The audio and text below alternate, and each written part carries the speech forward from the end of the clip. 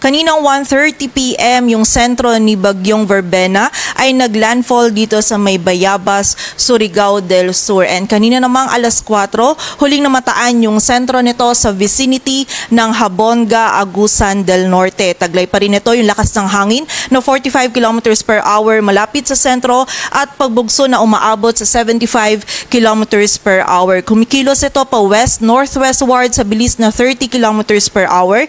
And sa kasalukuyan po may kita natin dito sa ating satellite animation na nananatiling malawak yung sakop ng mga kaulapan na dala ni Bagyong Verbena. So expect po natin ngayon hanggang bukas patuloy pa rin makakaranas ng mga pag-ulan. Yung buong bahagi ng Visayas, Southern Luzon at ng Mindanao, dulot po ito ni Bagyong Verbena. And hanggang malalakas po or mostly nakakonsentrate yung mga malalakas sa pag-ulan natin dito din sa buong bahagi ng Visayas, sa may southern portion ng Southern Luzon, maging dito sa northern portion ng Mindanao. Kaya patuloy pong pag-iingat para sa ating mga kababayan dyan. And patuloy rin yung pakikipag-ugnayan sa ating mga LGU para dun sa mga aksyon na kailangan po natin gawin para sa ating kaligtasan. And bukod po dito kay Bagyong Verbena, magiging maulan din po yung panahon dito sa may malaking bahagi ng Luzon, dulot naman ng shear line. So ngayon and bukas po, meron din tayong mga pag-ulan na mararanasan, mostly dito sa bahagi ng Cagayan,